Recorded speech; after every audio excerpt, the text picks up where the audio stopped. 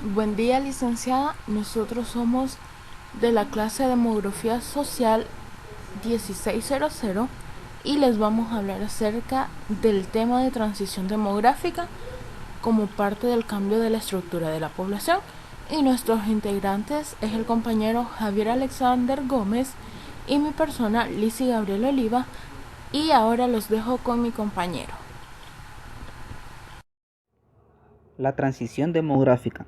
El mundo que vive un proceso de transformación demográfica llamado transición demográfica, que explica a través de su teoría el descenso de la mortalidad y de la fecundidad como resultado de la industrialización y la modernización.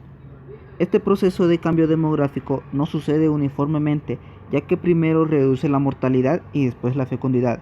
En América Latina y por ende en nuestro país se redujo primero la mortalidad, básicamente por las mejoras en las condiciones sanitarias e introductorias de medicamentos de bajo costo y una mayor infraestructura de salud. El descenso de la fecundidad ha influido la expansión de las preferencias por proles más pequeñas, que ha creado mecanismos que hacen desventajosas las proles numerosas, entre ellos el acceso a la escuela, canales simbólicos y la disimilación de los medios de comunicación, así como el acceso de la actividad laboral de las mujeres, que se ha idealizado a la familia pequeña como signo de bienestar. La transición demográfica en Honduras.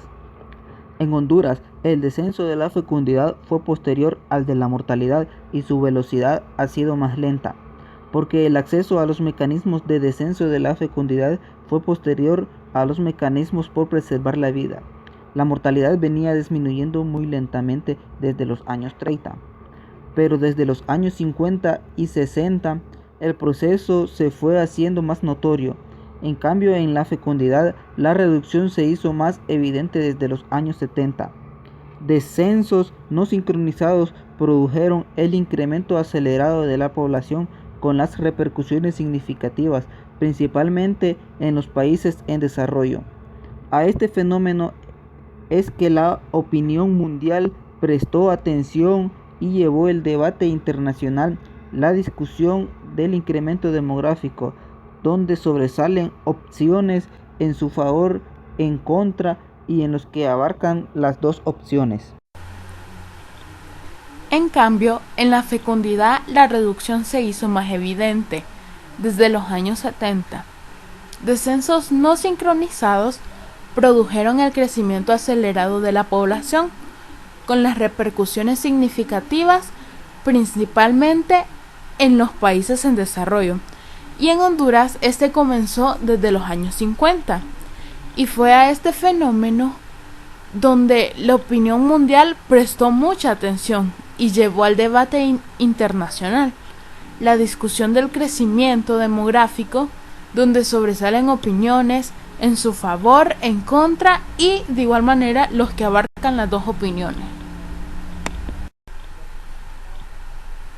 En esta imagen podemos observar lo que es las tasas brutas de natalidad y de mortalidad de Honduras, que están desde el año 1950 hasta el año 2050, que en nuestro caso se produjeron tasas de crecimiento demográfico natural superiores al 3% entre los años 50 hasta finales de los años 90, manifestando sus mayores valores en los años 60 y en los años 70.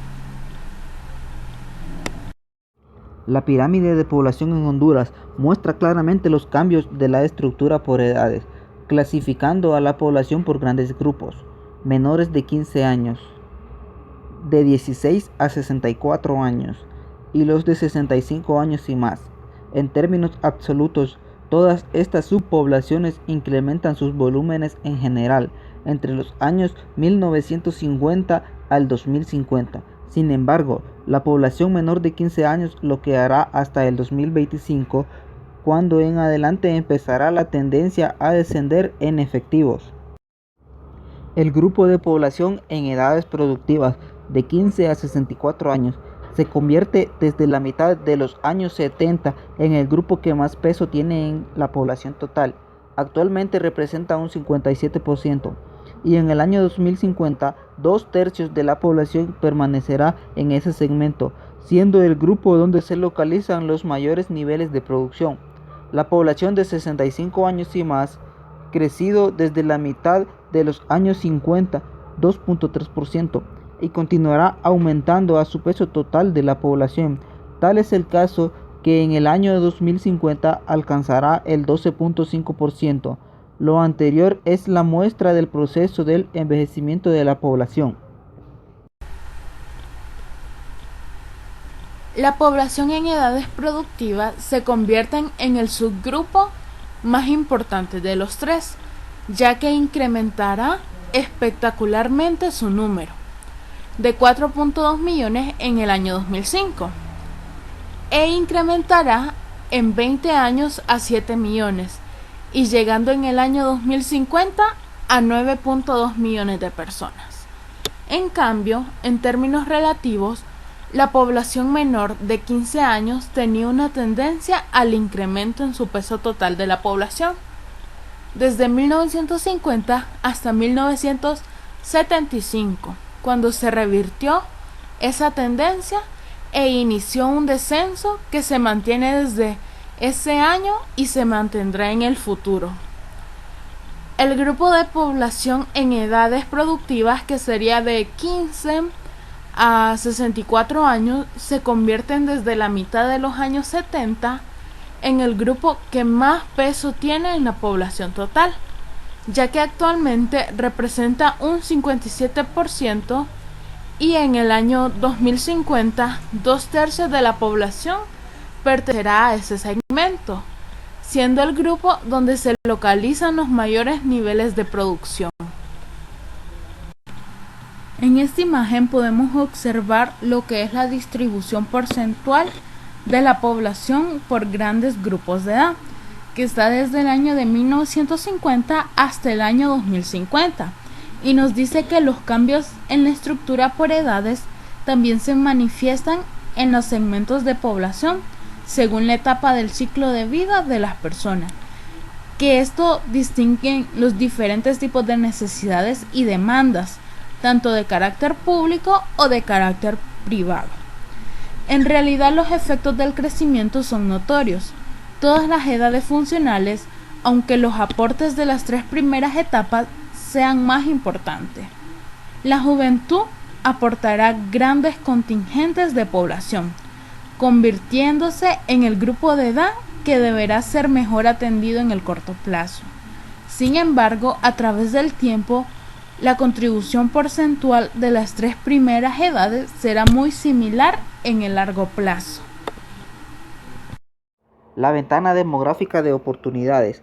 Para Honduras, utilizando los datos de CELADE, la ventana demográfica de oportunidades se ubicará entre el año 2015 al 2040.